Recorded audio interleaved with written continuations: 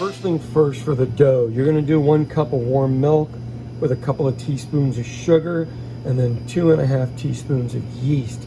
The rest of this stuff will come later. We've got to get our dough started. So we're gonna make some cinnamon rolls, and I'm at the grocery store. I gotta pick up a few things. I'll show you what to get. A little bit of flour, dark brown sugar. Okay, well, I'm seeing all of these, but I'm not seeing cinnamon red hots. So I think what I'm gonna have to do, I could do these if I wanted to, but I've got a stash at home that I ordered online. There'll be powdered sugar for the ice, regular sugar for the cinnamon. The foods part is my favorite part. Need some active dry yeast. What I'm looking for here is unsalted butter. Sometimes you can find cinnamon imperials in here. I can run these through a blender and use those if I needed to. But I don't see any imperials. Bummer. And I don't see any through here either, so I'll use my last stash at home. I guess Amazon is where I'm gonna have to. What exactly does warm milk mean? Put your finger in there. If it's a little hotter than your body, you're good, but not too hot, all right? Let's pour that on in here. Let's get our couple of teaspoons of sugar in here so the yeast has something to feed on, okay? That is, believe it or not, very, very important. Here you go. 1 teaspoon. 2 teaspoons, 1/2 teaspoon. Now what we want this to do is bloom, meaning it's gonna start bubbling in the middle, make like a sponge, and then we go from there. It'll take a few minutes. It's a little bit drafty, feel free to cover it loosely with some foil. All right, now that's taken about 5 minutes. What I would tell you is, see how that's all spongy around there? We're okay moving forward, but it's gonna run out of food. So I'm gonna put some flour in here and feed it a little bit. We're gonna stir that in and let it eat and get every single bit of the yeast up and rolling, okay? Hope that makes sense. It's like a little teaser, but if it runs out of food or it's too hot, the yeast will die, all right?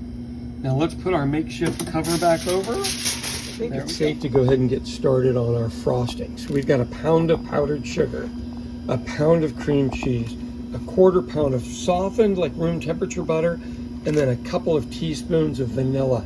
And then of course we're gonna add our. Now you say, Sean, this seems like a lot of food for just 4 cinnamon rolls. It is, because you're gonna keep this in the fridge and then you can put it on other ones, even if you wanna buy them in the store. Got our wheat extract here. Now look, this one was a lazy one.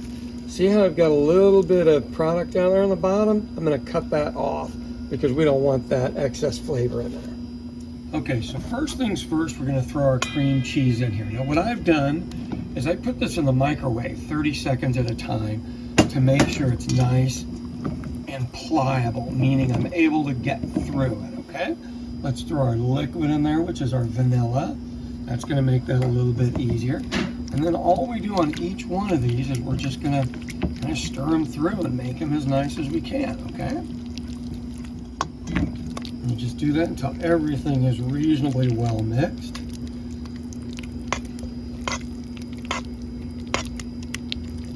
Okay, so far so good. So truthfully, I didn't think our butter was soft enough, so I went to the microwave and microwaved it a little bit to make it easy to go in here. Look, make this as simple as you can. This doesn't need to be this complicated. It's been making this for 100 years before we had most of the equipment that we get the opportunity to use these days. All right, let's incorporate all of that.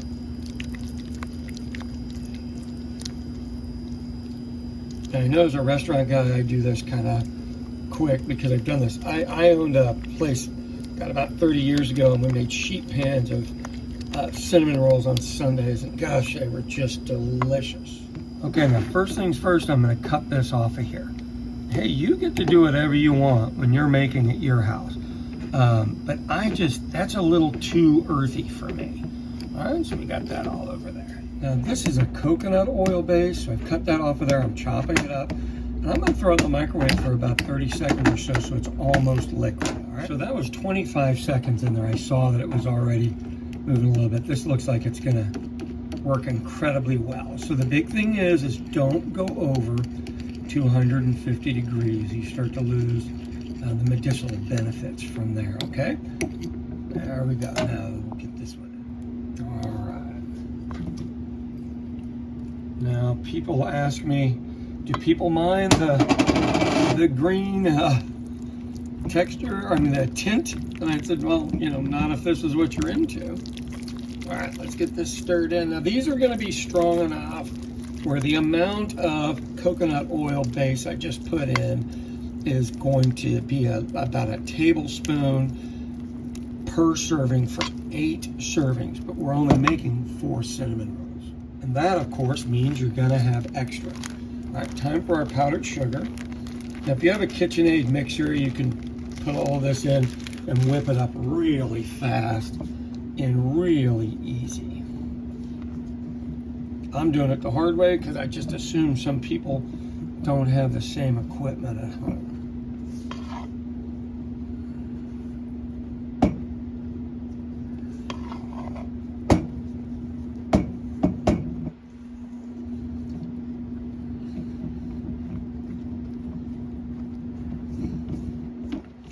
See how that's already starting to come together? It's not that difficult. Now you don't want this firm because we're going to put it on top of our cinnamon rolls, but what you do want is we're going to take half of this and we're going to put it in a Ziploc bag and then put it in the fridge for next time.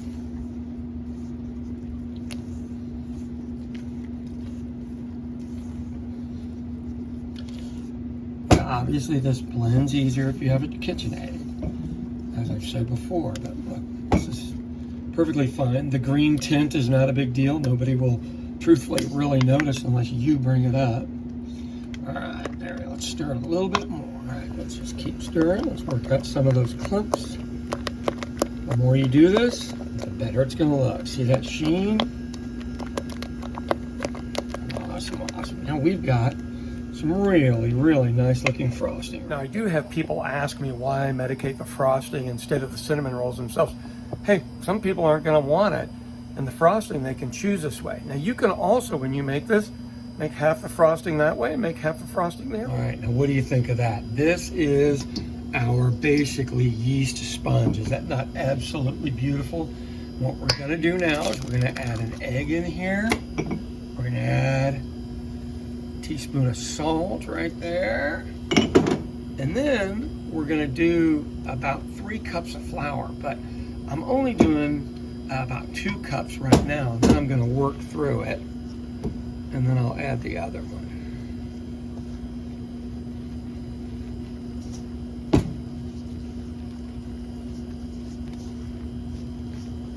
See how all that's mixing really, really well? That's the big thing. You just want to get everything in there mixing.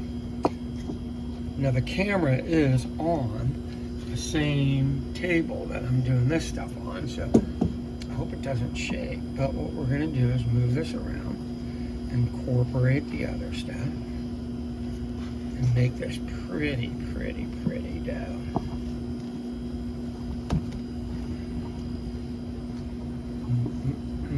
See, I'm folding all that in.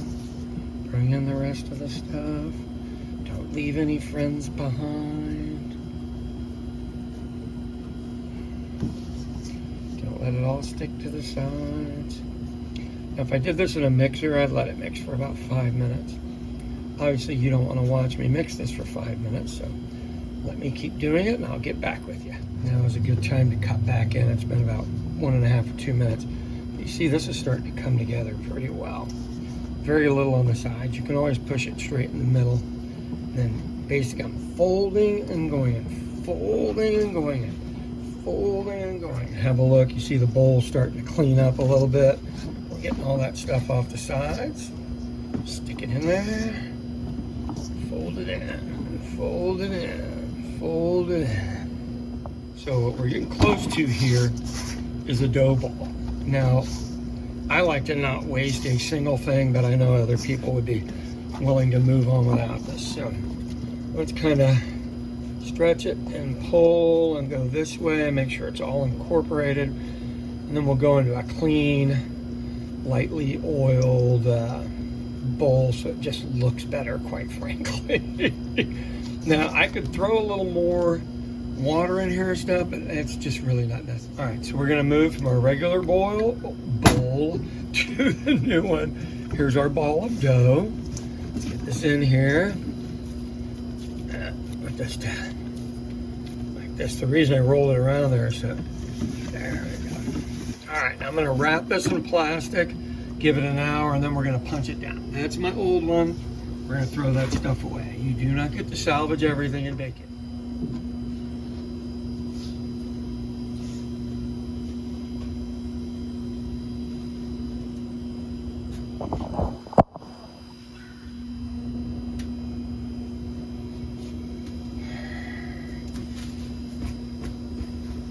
Okay, now the best thing I can tell you, clean as you go. Get all this stuff cleaned up and nobody in your house will be mad at you. This is one of these things that just takes hours to make and it's absolutely worth it, but you don't want people mad at you. For me, warm, non-drafty space is right over here. Should double in size at least here. All right, so this is about an hour later. It's almost doubled in size. It's much softer. So I'm gonna punch it down and kind of remix it a little bit. Got it. Back into that formation, cover it again, do a couple more. This is literally the reason that I tell people just to buy pizza dough from a pizza shop, because this part just takes forever and it's unnecessary. You get a decent pizza dough. Yes, it's made with water rather than milk, but it's doable and it's workable and it doesn't take up hours and hours of your day. If you have the time, it's no big deal. But if you're trying to make somebody something special, this is a hard way to do it. You can do it other ways. Dough in place, waiting, and I'm gonna get some flour. So we're back at the restaurant. Dough looks great. And it's nice and fluffy right there. So we'll pound that one down a little bit, doesn't really matter. And then we're gonna roll it out and get our rolls made, and then they go into the refrigerator, all right? Nice. And these are a little different because there's, you know, milk and everything in there, so they do feel different than a regular yeast roll. All right, now this gets a little tricky. I want you to go over and wipe down wherever you're gonna work and make sure. This is a little bit of bleach water, so I'm gonna dry it and let it air dry as well before we roll this out. Now, there's lots of noise in here because we're doing stuff in the kitchen. See how I sprinkle that around? Sprinkle, sprinkle, sprinkle. Let's get it around here a little bit more. And I'm gonna try to make a rectangle. All right, I think this will make a good angle for us. So what I'm gonna do is kind of put this down here and see how it feels, and it feels pretty good. What I'm trying to do is not bounce the table so the camera doesn't bounce at the same time, if that makes any sense. So my rolling pin is a bottle of booze, because it works just as well as a rolling pin. It doesn't take up any space, which I kind of like, I won't lie. Keep on rolling and stretching, and rolling and stretching. And rolling, and just push out the sides like so.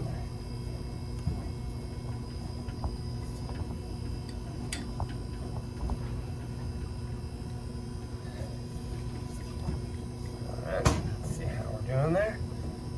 Pull it the way we want it up.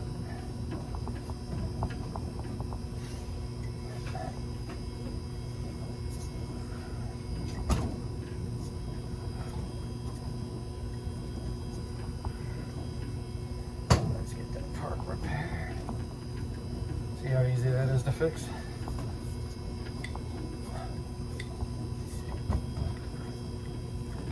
If this was a wetter dough, it would work better, but we were going to put so much sugar and cinnamon on here.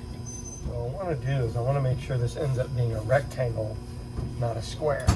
So I'm going to go more this way and then this way to make sure I get what I want here. It looks like we're layering out to it. Give it just a couple more minutes here.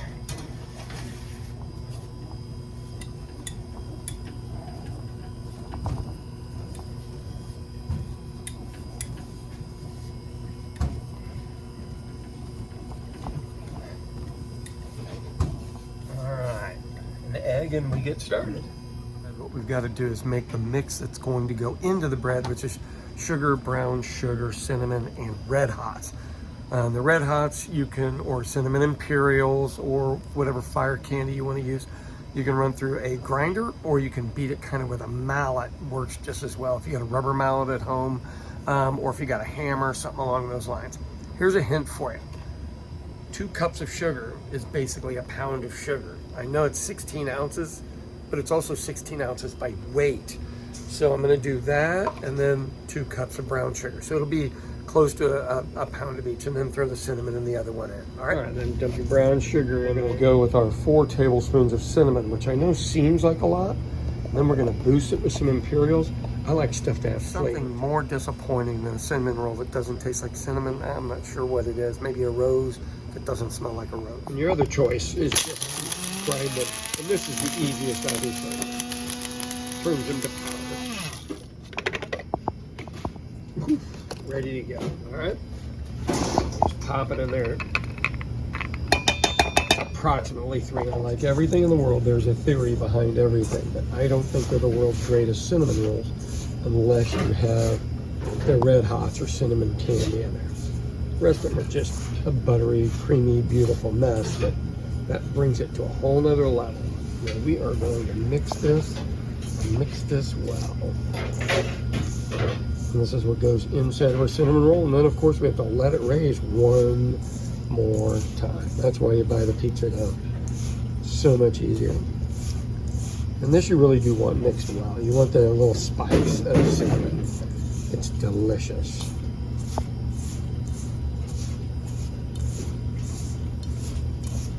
There we go. All right, so next thing you're gonna do seems kind of gross. Do an egg on here. Smear it around, and this is gonna hold your sugar. That's why it's important. And then the rest of the egg, we'll just kind of get it off of here. There we go, like so. And like so.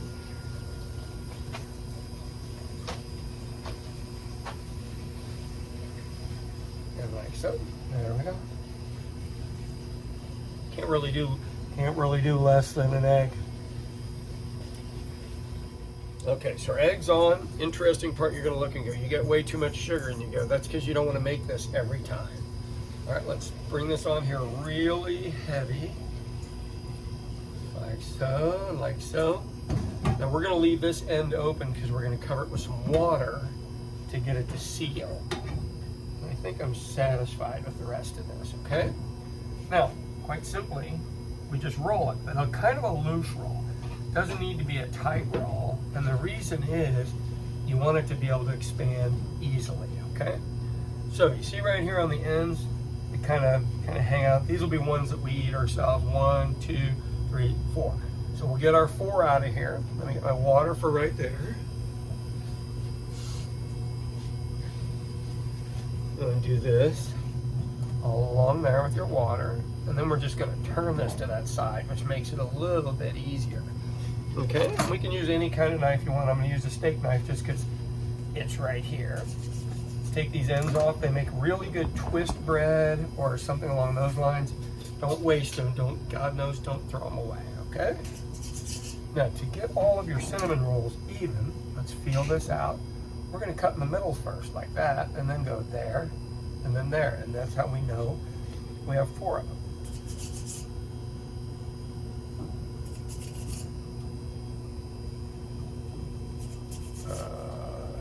Okay, so first things first, we're going to throw butter down on the bottom, and then we're going to have a lot of butter saved, so once these rise, we can just pour it over the top, let them in. See, I'm putting that cut part over on the side so it doesn't open back up. This gives us plenty of room to grow, plenty of butter there, and then I've got a whole bunch to pour over the top. And we're going to cover them, and we're going to let these slowly rise. Okay, let's just get these nice and covered up for now. We're going to let them rise. Hit them with the butter. Tons of butter. So, absolutely beautiful after they rose. Now I'm going to slather butter all over these things and then cook them. So basically I just put a load of butter on here. Now we'll pop it in the oven. And that is the way to do frosting. There's no way to give too much. It is impossible. Yeah. Ooh, Lordy, Lordy. Enjoy, kids. All right, there's our cinnamon roll. Let's see what these guys think. Restaurant people, they're always willing to try food. Delicious. Anything like that in southern Kansas? No. No. Kathy worked at a place called Stroud's Chicken, and their cinnamon rolls were weird, but as tasty. That's delicious. Thank you. That just reminded me of home. At the end of it all, I ended up with about this much cinnamon sugar, and it's enough for 4 or 6 more. So I just put it up on the shelf, and if I want to make cinnamon toast, I butter it, and I use this stuff on top of it. Absolutely spectacular. And I put the frosting, you can either do it in the freezer or refrigerator, but I had that left over. So everything's easy. Then you can just buy pizza dough and go from there and really make it the fast, simple way. So I think I'd like to interject a couple of things in here. And the biggest one is if you're going to make your own coconut oil, it's important to know how to do it.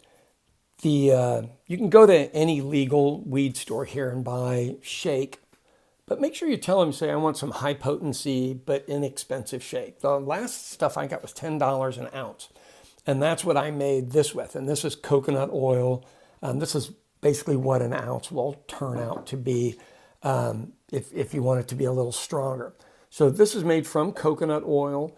And what you do is there are other videos up here that will teach you how to decarb your marijuana, which means to make it medicinal.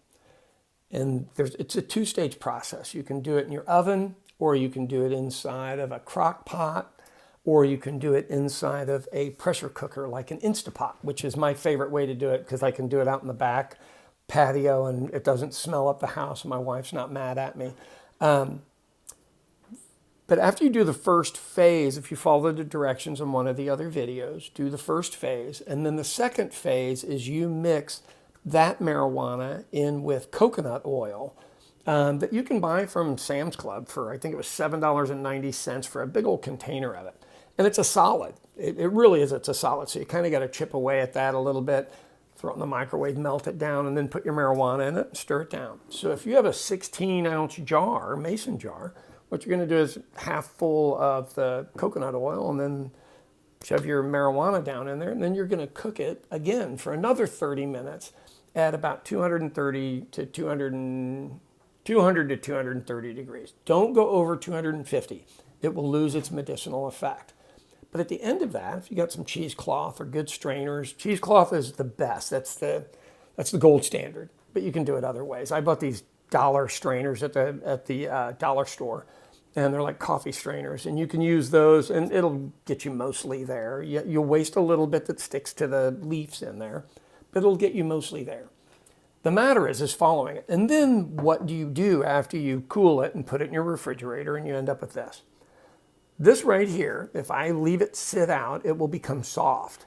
And I have arthritic wrists, and I can rub it on my wrist, and immediately, I'm talking seconds, kills the pain. It is shockingly worth it. So think of the amount of medicine I have here for, it's probably $14 in total cost, but you got to take the time to learn how to do it. I do have a book on Amazon called Can of Madness, a dinner party. It teaches you how to do all this if you prefer a book form, or there are other videos on here. But this is what's really important. So I've got a cracked vertebra in the back of my neck, or was a cracked vertebra, just didn't repair very well. And so I get migraines. It runs up this side, and you can feel the vein right here. And I can take one of these and rub it up against that vein that's bringing the pain behind this eye that creates a migraine and knock it down a ton. So I don't have to take the really super heavy, strong migraine medication, which I really just don't like to take. It feels weird in my body. And then I rub this on the back of my neck where it hurts. And then it's usually like this area over here. It's the cheapest, most effective, and you can make it as strong as you want. So, I mean, you can use this much, or you could use double that if you wanted it to be less. But here's the other thing. It's basically an edible. You can cook with it. You can make Rice Krispies treats. You can do about anything you want with this once you have this. But it's basically a pain stick, dirt cheap, really, really durable. The reason I find all this really important My mother-in-law, my kid's grandma, was a burn victim, and she burned off half of her ear and a whole bunch of stuff. Terrible pain for the rest of her life. Didn't have access to anything like this. She could have narcotics, which of course she became addicted to, so they kind of fell off of their strength, you know, of what they were doing for her. Or this, you could just make it stronger if that happens with you. I mean, literally. And you can do CBD or you can do THC. Do a little background on it so you can find out what your body needs, and you can give it to your body properly. The deal with my mother-in-law, she was in an old folks home down the street. And I used to go by and see her twice a week on Wednesdays and Saturdays. And, you know, she'd always want me to bring her booze because I couldn't get it in there. And she just wanted some relief. And I don't know if you've ever felt that way in your life, that you just wanted some relief. That's all she wanted, just some relief from this pain and misery. And this was illegal back then. And now it's legal in the state of Oklahoma, which I still find hard and to believe, and it's kind of weird. But I would love to have been able to bring some of that down, put some gloves on, and be able to give her the opportunity to be relieved for at least 2 to 3 hours, and then leave her, you know, some version of one of these in a mini fridge that she could rub on pain areas. That just wasn't an option back then. Now, I am not a person that thinks this is a cure-all for everything. But I'm turning 59 this year, and I used to do triathlons, was a distant runner, and so I got some aches and pains in the morning. What I do is I do bed yoga in the morning. You know, I get my feet rolling like this and this and this, and I do my knees and everything, and I do my neck, and I do my head, and all this other stuff. Get everything moving, kind of like old people's yoga. It's kind of funny, but good all at the same time. I swim on my feet all the time, so I keep moving, but I still need something as the linings in between my bones all just kind of break down a little bit. And I found this to be the most effective. Now, I make an olive oil version, I make sugar, I make all this different stuff. If you want to get the book, it's like $10, it's cheap, or maybe 20. You can get the book and then you can follow through it, or you can just watch videos off of YouTube and find out how to do all this stuff. Before I head out, the last thing on this kind of stuff is when you use it in anything, you want it to be the last thing you do. Like if you wanted to make lasagna, you don't put this on and then put it into the oven. It will get probably too hot. Usually cooked ingredients in dishes are about 180 degrees, so you'd be safe. But just to be doubly safe, just put it on at the end. I mean, you know, it's basically an oil. I mean, can I tell there's weed in there? If I smell that hard, I can. But otherwise, what I really smell, coconut oil. Isn't that crazy? And I don't know about drinks and all that other stuff. What I know how to do is bind it with foods. I'm a chef. That's what I actually do for a living. So I wish you the best. Give this a try. Look at the other videos or get the book, whichever way you want to go. If you're in a state that it's not legal, I apologize. Good luck to you. But here, we've got 20 dispensaries up and down each block. They all charge different prices, and they all give different advice. So make sure you take that into consideration, okay? Thanks so much for watching, and I appreciate it. Like and subscribe, please.